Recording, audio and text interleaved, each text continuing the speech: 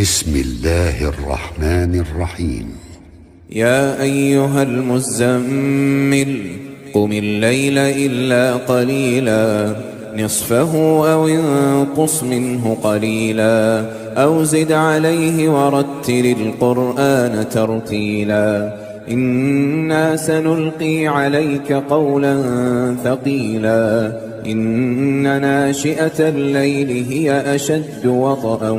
وأقوم قيلا إن لك في النهار سبحا طويلا واذكر اسم ربك وتبتل إليه تبتيلا رب المشرق والمغرب لا إله إلا هو فاتخذه وكيلا واصبر على ما يقولون واهجرهم هجرا جميلا وذرني والمكذبين أولي النعمة ومهلهم قليلا إن لدينا أنكالا وجحيما وطعاما ذا غصة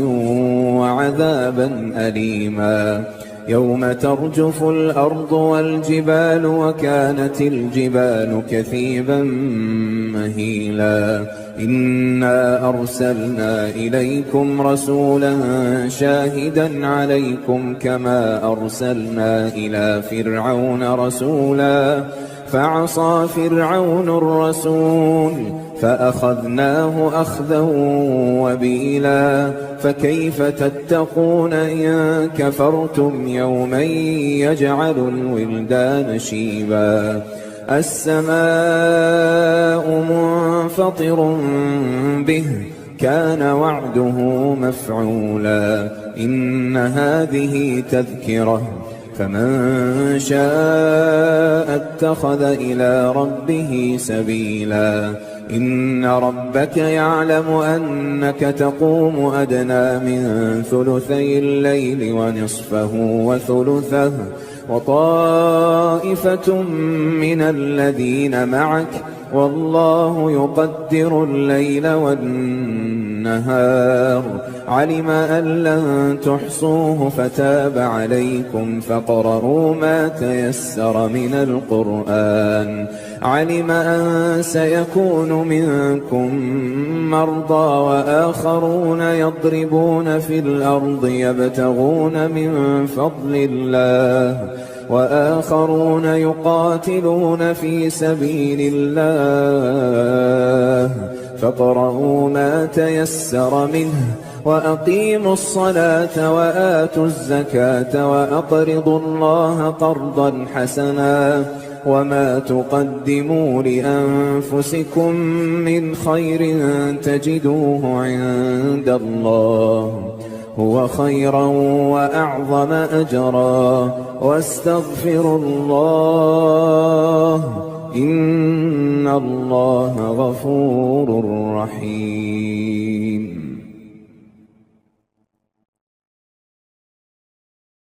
بسم الله الرحمن الرحيم. الرحمن علم القرآن خلق الإنسان علمه البيان الشمس والقمر بحسبان والنجم والشجر يسجدان والسماء رفعها ووضع الميزان ألا تطغوا في الميزان وأقيموا الوزن بالقسط ولا تخسروا الميزان والأرض وضعها للأنام فيها فاكهة والنخل ذات الأكمام والحب ذو العصف والريحان فبأي آلاء ربكما تكذبان خلق الإنسان من صلصال كالفخار وخلق الجان من مارج من نار فبأي آلاء ربكما تكذبان رب المشرقين ورب المغربين فبأي آلاء ربكما تكذبان مرج البحرين يلتقيان بينهما برزخ لا يبغيان فبأي آلاء ربكما تكذبان يخرج منهما اللؤلؤ والمرجان فبأي آلاء ربكما تكذبان وله الجوار المنشآت في البحر كالأعلام فبأي آلاء ربكما تكذبان كل من عليها فان ويبقى وجه ربك ذو الجلال والإكرام فبأي آلاء ربكما تكذبان يسأله من في السماوات والأرض كل يوم هو في شأن فبأي آلاء ربكما تكذبان سنفرغ لكم أيها الثقلان فبأي آلاء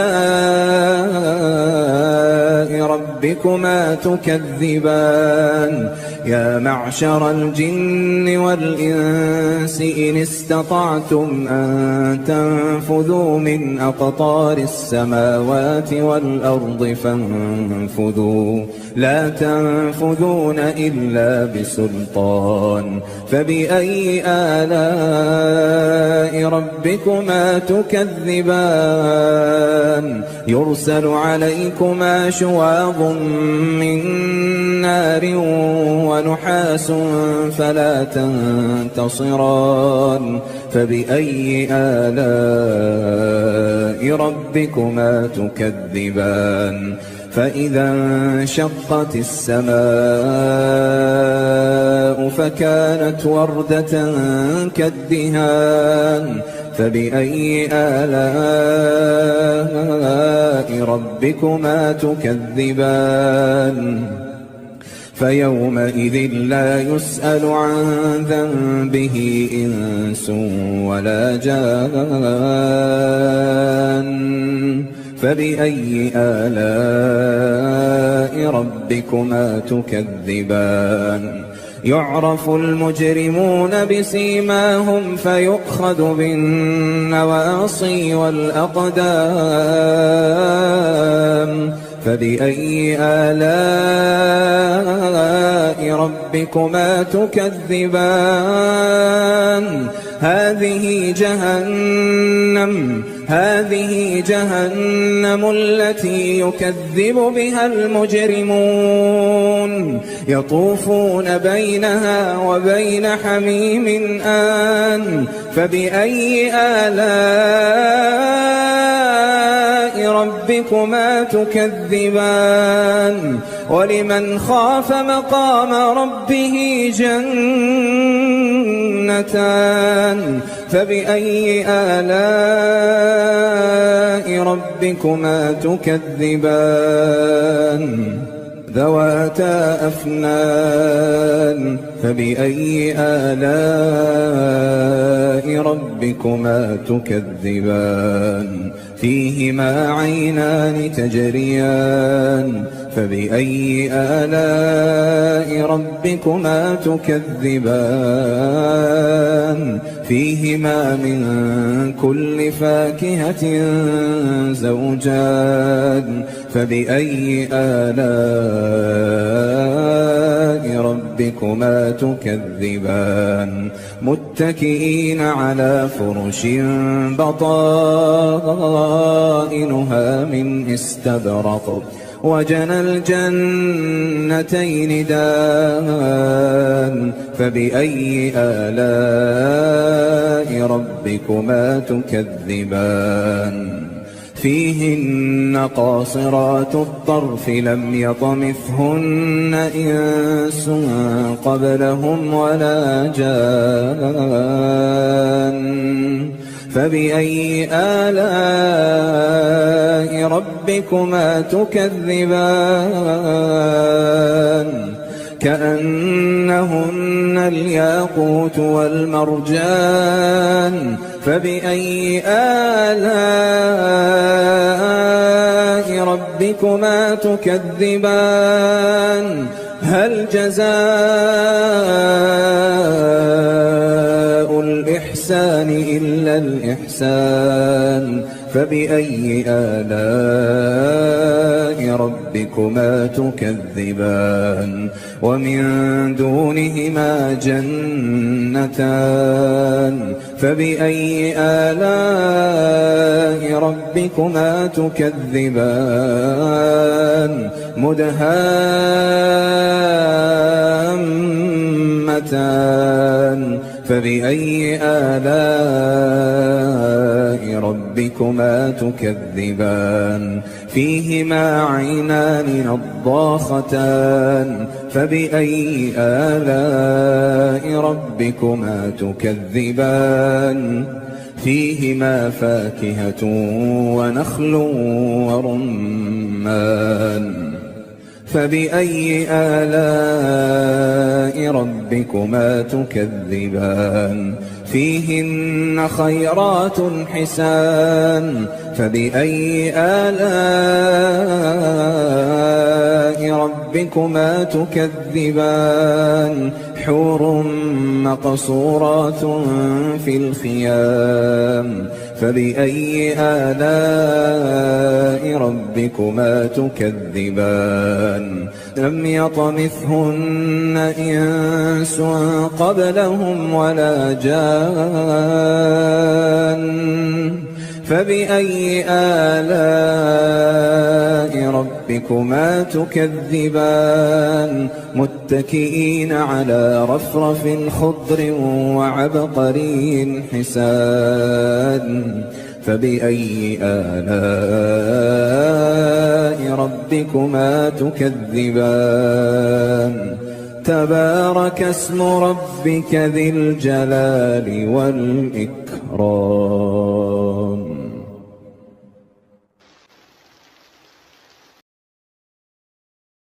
بسم الله الرحمن الرحيم.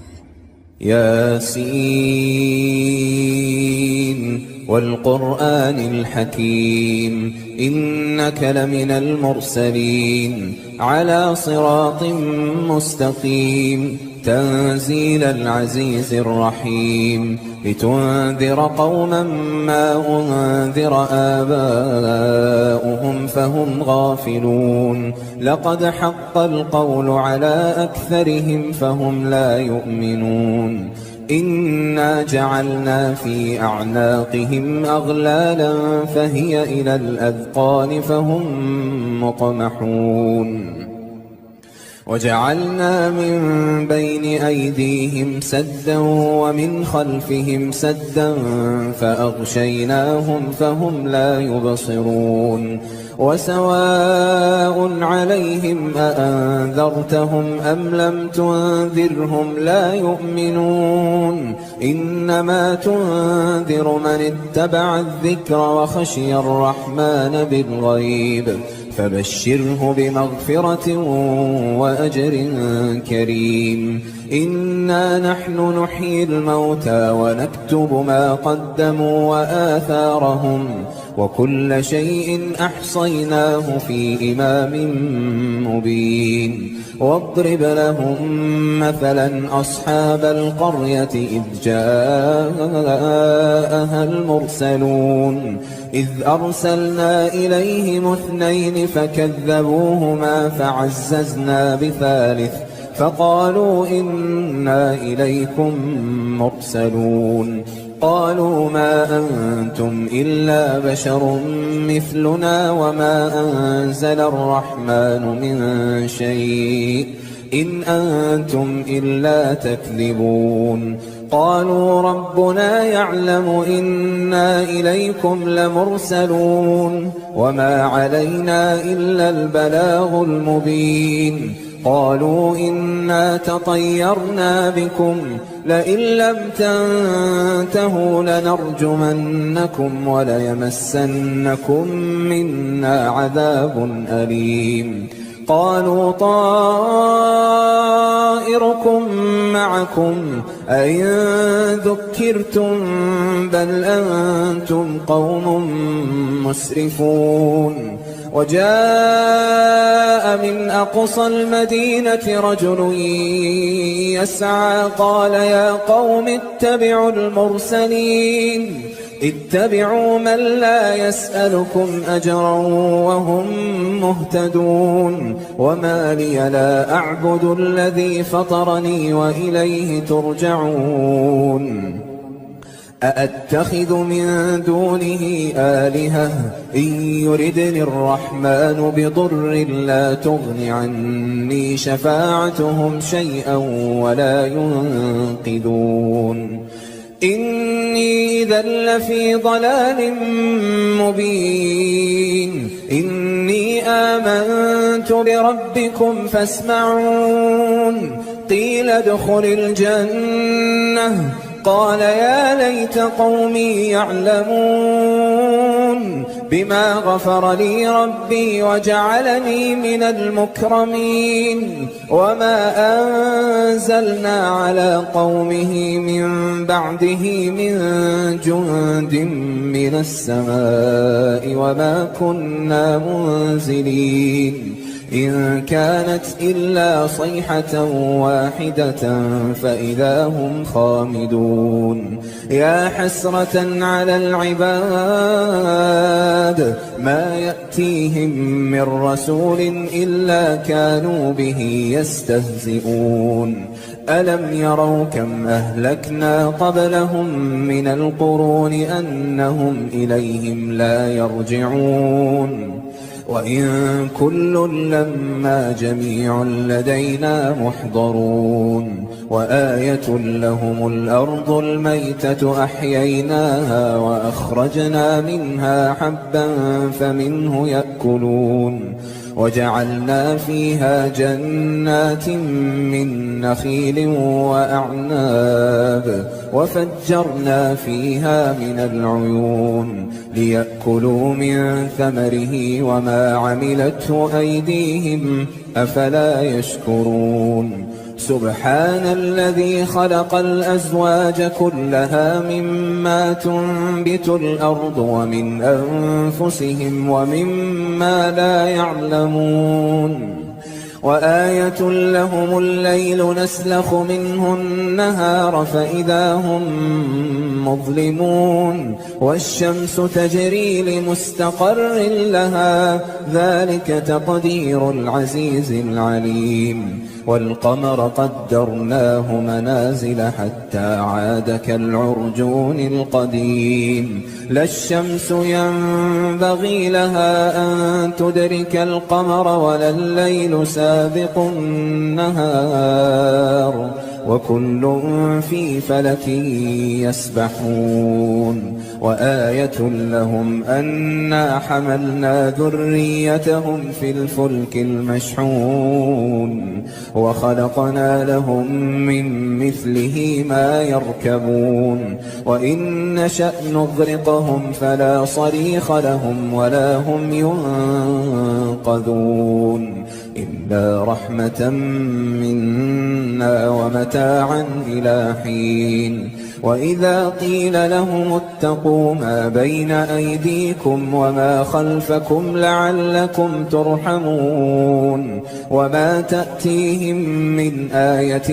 من آيات ربهم إلا كانوا عنها معرضين وإذا قيل لهم أنفقوا مما رزقكم الله قال الذين كفروا للذين آمنوا أنطعم من لو يشاء الله أطعمه إن أنتم إلا في ضلال مبين ويقولون متى هذا الوعد إن كنتم صادقين ما ينظرون إلا صيحة واحدة تأخذهم وهم يخصمون فلا يستطيعون توصية ولا إلى أهلهم يرجعون ونفخ في الصور فإذا هم من الأجداث إلى ربهم ينسلون قالوا يا ويلنا من بعثنا من مرقدنا هذا ما وعد الرحمن وصدق المرسلون إن كانت إلا صيحة واحدة فإذا هم جميع لدينا محضرون فاليوم لا تظلم نفس شيئا ولا تجزون إلا ما كنتم تعملون إن أصحاب الجنة اليوم في شغل فاكهون هم وأزواجهم في ظلال على الأرائك متكئون لهم فيها فاكهة ولهم ما يدعون سلام قولا من رب رحيم وامتازوا اليوم أيها المجرمون ألم أعهد إليكم يا بني آدم ألا تعبدوا الشيطان إنه لكم عدو مبين وأن اعبدوني هذا صراط مستقيم ولقد أضل منكم جبلا كثيرا أفلم تكونوا تعقلون هذه جهنم التي كنتم توعدون اصلوها اليوم بما كنتم تكفرون اليوم نختم على أفواههم وتكلمنا أيديهم وتشهد أرجلهم بما كانوا يكسبون ولو نشاء لطمسنا على أعينهم فاستبقوا الصراط فأنى يبصرون ولو نشاء لمسخناهم على مكانتهم فما استطاعوا مضيا ولا يرجعون ومن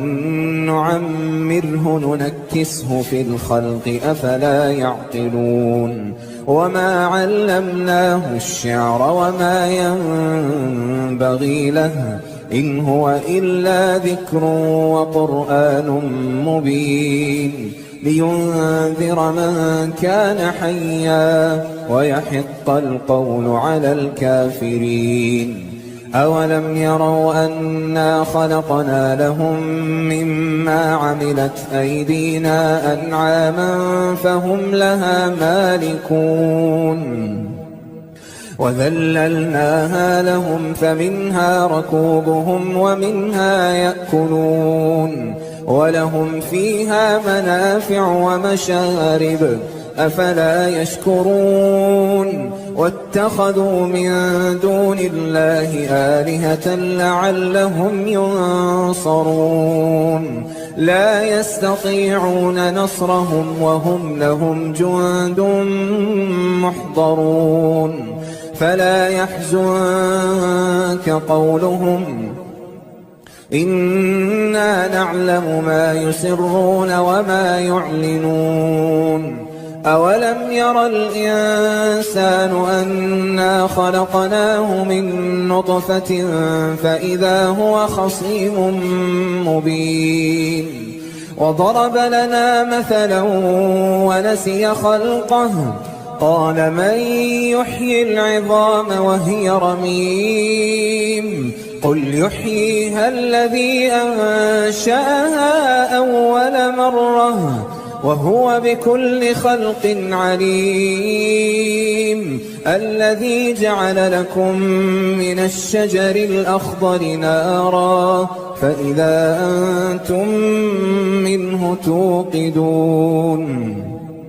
أوليس الذي خلق السماوات والأرض بقادر على أن يخلق مثلهم بلى وهو الخلاق العليم إنما أمره إذا أراد شيئا أن يقول له كن فيكون فسبحان الذي بيده ملكوت كل شيء وإليه ترجعون